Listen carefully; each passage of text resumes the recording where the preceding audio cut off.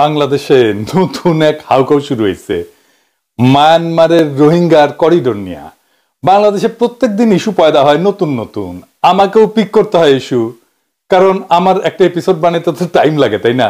বিষয়টা বুঝতে হয়, পড়াশোনা করতে হয়, এরই মধ্যে একটা নতুন ইস্যু আইসা পড়ে। তা আমি কি করি কন্ত? বাংলাদেশ নিয়ে যারা অ্যাক্টিভিজম করেন আমি তাদের একটু বিনীতভাবে অনুরোধ করি যে নিজের ক্রিটিক্যাল থিঙ্কিং অ্যাবিলিটিটা প্রয়োগ করেন। কোনো পূর্ব ধারণা বা প্রিজামশন থেকে কোনো উপসংহারে পৌঁছায় না। আপনার অ্যাক্টিভিজম আপনার ব্যাখ্যায় আখেরে কার লগে মিলে যাইতেছে সেটা খেয়াল করবেন। কারণটা হইতেছে আপনারা তো অনেকে দেখে প্রভাবিত হয়, তাই প্রভাবিত যদি উল্টা দিকে হয়ে যায় তাহলে তো মুশকিল, তাই না? সমস্ত ভূ রাজনৈতিক সমস্যা, রাজনীতিক সমস্যা, দেশীয় আন্তর্জাতিক সমস্যা, এটা খুব পরিষ্কারভাবে বোঝা না গেলে সব জায়গায় আপনার ব্যাখ্যা কিন্তু ভ্রান্ত হবে। আজকের এপিসোড আপনাদের রোহিঙ্গা সমস্যার এমন একটা পরিষ্কার ব্যাখ্যা দিবে যে আপনি তারপর থেকে এই অঞ্চলের সমস্ত সাম্প্রতিক সমস্যা খুব সহজে বুঝে যাবেন, একেবারে সেল সেলাইয়া বুঝে যাবেন। আমার পক্ষে সবসময় সবকিছুর ব্যাখ্যা টাইম মতো হাজির করা সম্ভব হয় না, বুঝতেই পারেন, নানা কাজ আছে। কিন্তু এখন আমার মনে হইতেছে যে এই ইস্যুটা নিয়ে আমার আরো আগে কথা বলা উচিত ছিল, তাইলে এই ইস্যুটা নিয়ে কনফিউশন দূর হইতো। যা কনফিউশন শুরু হয়েছে জনগণের মধ্যে, পাবলিকের মধ্যে, এমনকি রাজনৈতিক দলগুলোর মধ্যেও। আসেন আল্লাহর নামে শুরু করি। রোহিঙ্গাদের তাড়ানো হইল কেন এটা দিয়া। রোহিঙ্গা ইস্যুটা বুঝতে হইলে ইন্ডিয়া ছাড়া বোঝা যাবে না। এখন অনেকে কইবেন দাদা আপনি কিছু হইলে ইন্ডিয়া ধরে টানেন কে? টানতে হয় রে ভাই, কারণ এই অঞ্চলে যা যা হয় তাতে ইন্ডিয়ার একটা কানেকশন আছে। ইন্ডিয়ার মন না বুঝলে, তার কূটনীতি না বুঝলে আপনি সমস্যাগুলোর মূলে যাইতে পারবেন না। ইন্ডিয়ার কি সমস্যা বাংলাদেশ নিয়া, এই অঞ্চল নিয়া, তা আমি এই ভিডিওটা ব্যাখ্যা করেছিলাম। যারা দেখেছেন তারা তো জানেনি, যারা দেখেন নাই তাদের জন্য সংক্ষেপে আবারও বলি আর কি। আবারও শুনলে অসুবিধা নাই, এমনকি যারা আগে শুনেছেন তারাও যদি আবার সংক্ষেপে শুনেন তাও অসুবিধা নাই, আবার মনে হবে একই কথা। ইন্ডিয়ার মূল সমস্যা মুসলমান। সে মুসলমান নাম দেখলে ডরে কাঁপে। তার ডর মুসলমানরা যদি আমাদের দেশে আসা যাওয়া করে তাহলে সে তো আমার দেশকে মুসলমান দেশ বানায় ফেলবে। এত নির্যাতন, এত নিপীড়নের পরেও ভারতে মুসলমান জনগোষ্ঠীর সংখ্যা উল্লেখযোগ্য হারে বাড়তেছে, মানে ভারত ভাগের পর থেকে বাড়তেছে। এর মধ্যে মুসলমান বাংলাদেশের লোকজন যদি আসা যাওয়া শুরু করে বর্ডার দিয়া নিরাপদে, তাহলে পশ্চিমবঙ্গ, আসাম, ত্রিপুরা কোনো কিছু আর হাতে রাখতে পারবে না, সব ছুটে যাবে, সেগুলো মুসলমান প্রধান হয়ে যাবে। তাইলে কি করতে হবে ইন্ডিয়াকে? তাইলে বাংলাদেশকে কাঁটাতারের বেড়া দিয়া ঘিরে রাখতে হবে, যেন কেউ আর চলাচল করতে না পারে, কেউ আর ইন্ডিয়াতে ঢুকতে না পারে।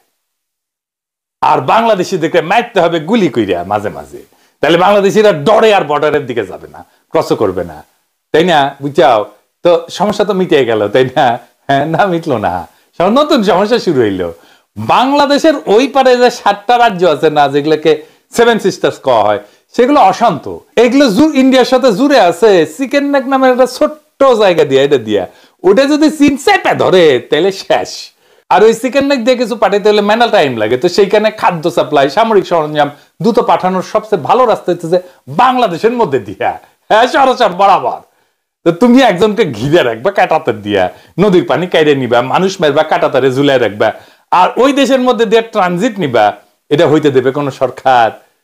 হ্যাঁ, দেবে না। যদি সেই সরকার জনগণের হাতে নির্বাচিত হয়, তাইলে এই কাজটা পাইতে হইলে বাংলাদেশে এমন সরকার চাই ইন্ডিয়া যারা গণধিকৃত, জনগণের সাথে সম্পর্ক নাই, জনগণের ভোটেরও দরকার নাই, তারা হয়ে উঠবে স্বৈরাচার। তারা যদি জনপ্রিয় দল হিসেবে ক্ষমতা আসেও, তাও তারা একসময় স্বৈরাচার হয়ে উঠবে, কারণ তারা দেশের স্বার্থ বিরোধী চুক্তি করে ভারতকে ট্রানজিট দিবে। বাংলাদেশের মানুষের স্বার্থ বিরোধী, বাংলাদেশের মানুষ এটা বুঝতে পারবে, তখনই সে স্বৈরাচার হয়ে যাবে। মুজিব, এরশাদ আর হাসিনা, এই 3জনই তাহলে স্বৈরাচার হয়ে উঠছিল, তাই না?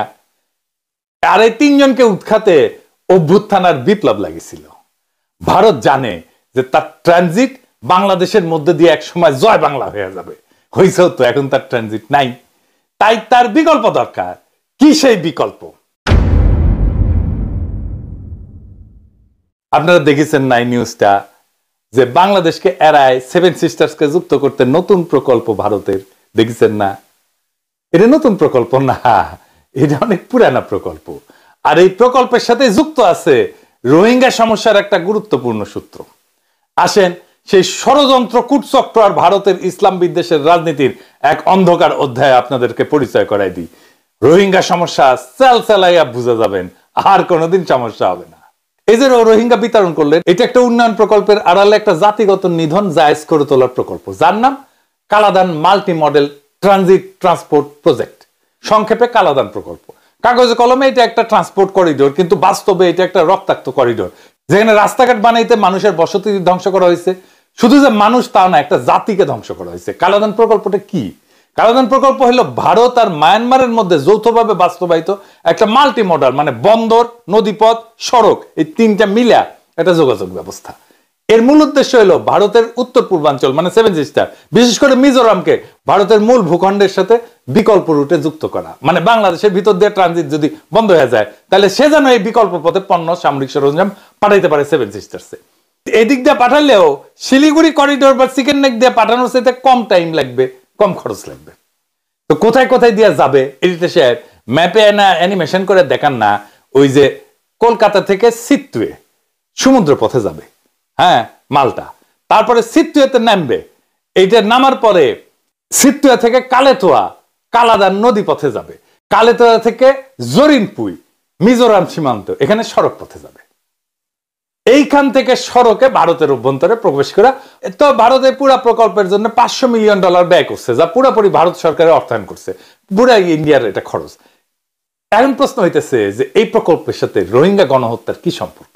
কালাদান প্রকল্পের যে মূল রুট রাখাইন রাজ্যের সিটুয়ে, ওই যে এখানে এসে নামবে আর কি, এই সিটুয়ে থেকে পালেতোয়া পর্যন্ত রোহিঙ্গা জনগোষ্ঠীর ঐতিহাসিক বসতি, এর উপর দিয়ে গেছে। সিটুয়ে শহরের আশেপাশের অঞ্চল ছিল রোহিঙ্গাদের ঘনবসতি যখন রোহিঙ্গা বিতরণ করা হয়েছে তার আগে।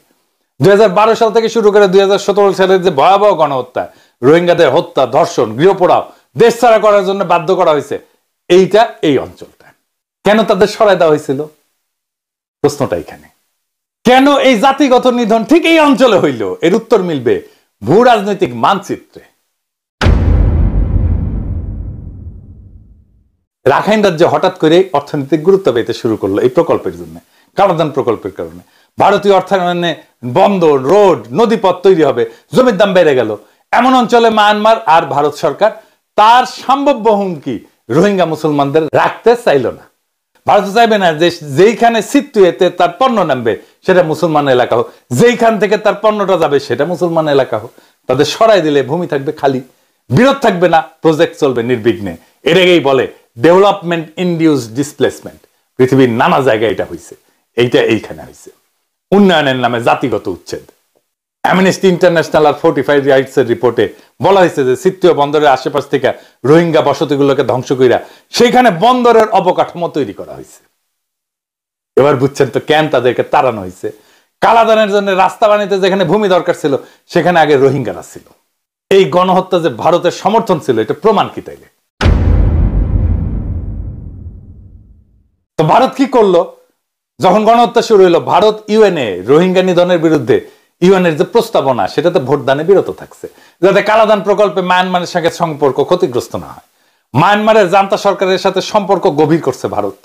তাদের দৃষ্টিতে উন্নয়ন এবং কৌশলগত লাভ মানবাধিকারের চাইতে বেশি গুরুত্বপূর্ণ। তারা রোহিঙ্গা শরণার্থীদের ভারতে ঢুকতেও দেয়নি। আপনি এই আলাপটা কোথাও দেখবেন না। 2017 সালে কেউ খেয়াল করেনি যোগী আদিত্যনাথ, এই যে যোগী আদিত্যনাথ অগাস্টের 17 সালের অগাস্টের 5 থেকে 7 তারিখ মায়ানমার সফর করছিল। এইটা ছিল উত্তরপ্রদেশের মুখ্যমন্ত্রী হওয়ার পরে তার প্রথম বিদেশ সফর। সেখানে যা বলছে যে the people of two countries were united in mind and spirit by common approach to religion. দুই দেশের জনগণের মন এবং আত্মা ধর্মের প্রতি দৃষ্টিভঙ্গিতে একাত্ম।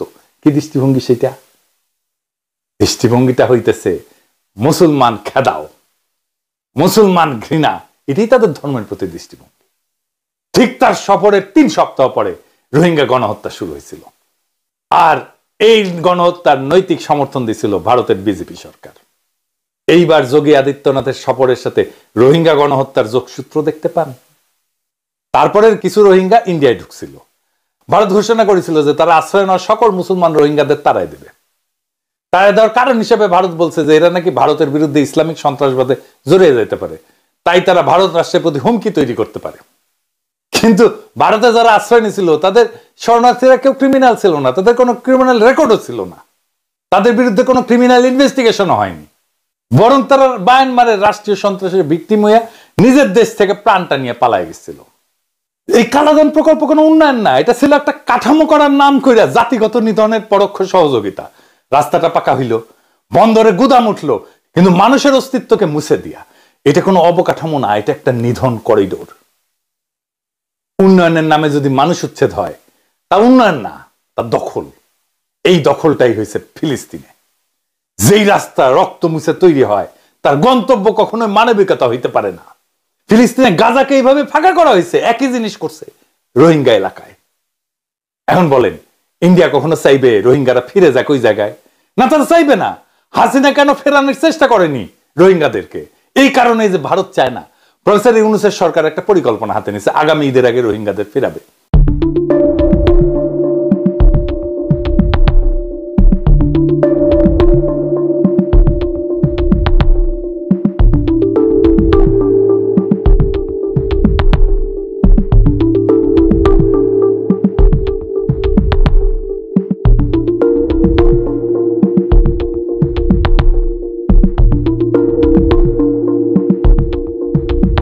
জাতিসংঘের মহাসচিব আসছে, শেষ পর্যন্ত যাইতে পারবে কিনা রোহিঙ্গারা সেটা পরের কথা, কিন্তু আমরা তো সামনে একটা লক্ষ্য নিয়ে আগাই। একটা লক্ষ্য ঠিক করছেন প্রফেসর ইউনূস, রোহিঙ্গারা ফিরে যাক, আমরা তো সবাই চাই। এটা ইন্ডিয়ার পছন্দ হইল না। কি করলো সে ইন্ডিয়ান মাল তহিদ সাহেবকে দিয়া মানবিক করিডোরের আলাপ আনলো। তহিদ সাহেব 111-এর টাইমে ফরেন সেক্রেটারি ছিল। উনি সেই ফরেন সেক্রেটারি যিনি বিডিআর বিদ্রোহের টাইমেও ফরেন সেক্রেটারি ছিলেন। ওনারা ইন্ডিয়া কইছিল আর্মি অফিসারদের রক্ষা করার জন্য যদি সেনা অভিযান করে বাংলাদেশ, তাইলে আর্মি ঢুকাই দেবে ইন্ডিয়ান আর্মি। অবিনাশ পালিয়াল তার বইয়ে লিখে গেছে। এই তহিদ সাহেব বিএনপির তালিকা থেকে আসছেন উপদেষ্টা হিসেবে। মানবিক করিডোরের আলাপই হয় নাই। পরদিন প্রফেসর ইউনূসের সরকার পরিষ্কার করেছে, বলে দিছে আলাপই হয় নাই, কিন্তু বিএনপি মানিচ্ছে না, বামেরা মানিচ্ছে না, আওয়ামী লীগ তো মানবেই না। তো তহিদ সাহেবের এই মিথ্যাচার করার জন্য চাকরি চলে যাওয়া উচিত। তো তাও এই কথা কেন কইল? বিএনপিরে ইন্ডিয়ারে আওয়ামী লীগরে বামপন্থীদের একটা টকিং পয়েন্ট ধরে দেওয়ার জন্য, যেন সে আগুন জ্বালাইতে পারে, যেন চিল্লা পাল্লা করতে পারে। সার্ভিস দিল আর কি। আর আলাপ তুললো জসিম, ওই যে ঢিসুম ঢিসুম জসিম, ওই যে নাকি ওই নাকি মানবিক করিডোরের বিরুদ্ধে জন্য কথা করার জন্য ওর নাকি চাকরি খেয়ে দিছে প্রফেসর ইউনূস সরকার, সৈজবগিরি নাকি খেয়ে দিছে। এই এডিটর সাহেব ওই জসিমের মাইট পিটের না ভিডিও দেখান না।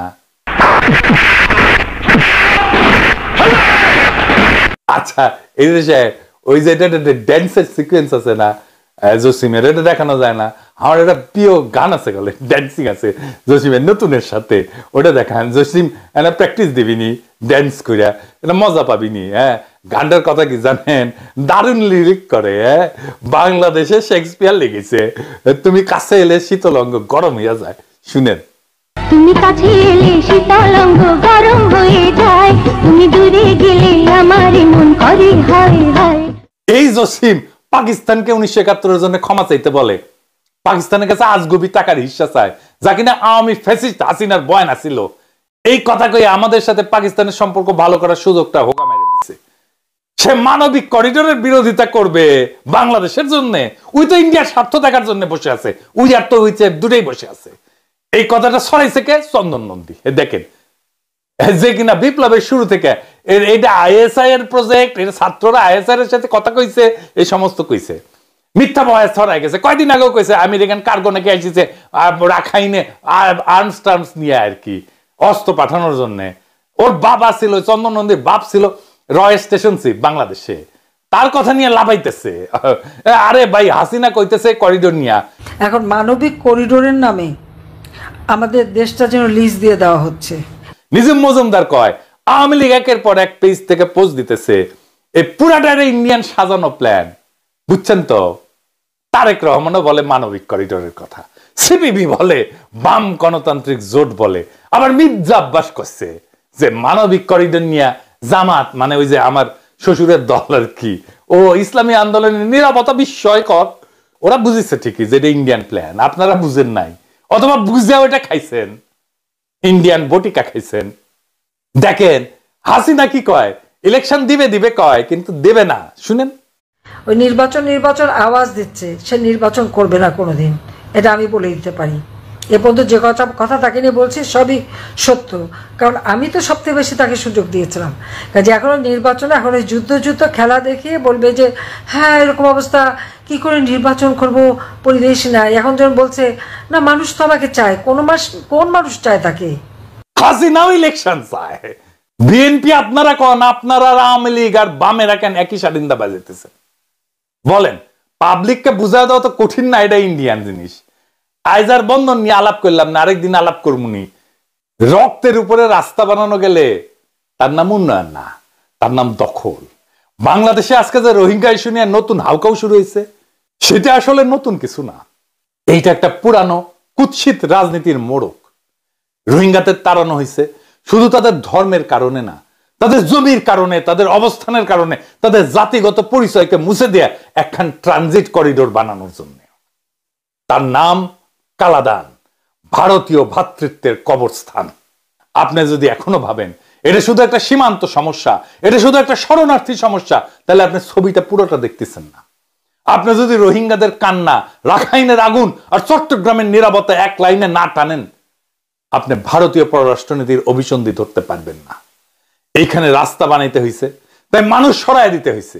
এখানে গুদাম উঠাইতে হয়েছে, তাই ঘর জ্বালাইয়া দিতে হয়েছে। এইখানে করিডোর বানাইতে হয়েছে, তাই একটা জাতিকে মুছে দিতে হয়েছে। আর যেইখানে এই গণহত্যার নেপথ্যে ভারতের কূটনৈতিক চুপচাপ সমর্থন ছিল, সেইখানেই আবার আপনি দেখবেন তাদের পেইড ন্যারেটিভ ছড়ায় মানবিক করিডোর, রোহিঙ্গা শিবিরে জঙ্গি আছে, বাংলাদেশে নিরাপদ আশ্রয়। এইটাই তো রাজনীতি।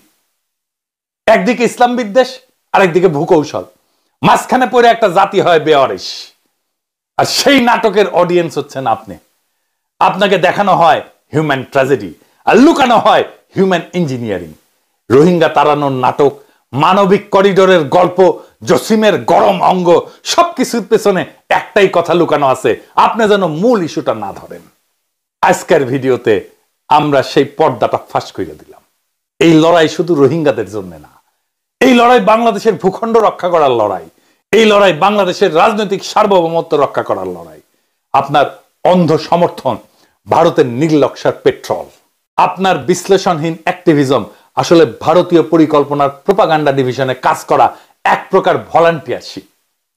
সুতরাং কথা বলার আগে ভাবেন, ব্যাখ্যার আগে পড়েন, আর ব্যাখ্যা দিলেই দেখেন আপনার ব্যাখ্যা কার প্ল্যাটফর্মে গিয়া বসে। আমরা ব্যাখ্যা দিছি, এখন শুরু হোক প্রতিরোধ। রক্তের করিডোরের বিরুদ্ধে, নব্য সাম্রাজ্যবাদী উন্নয়নের বিরুদ্ধে, গৃহহীন জাতির পক্ষ নিয়া। এইবার বলেন আপনি কার পাশে দাঁড়াবেন? ভারতের ন্যারেটিভ নাকি এক উদ্বাস্তু জনগোষ্ঠীর স্বদেশে ফিরে যাওয়ার পক্ষে? সিদ্ধান্ত আপনার।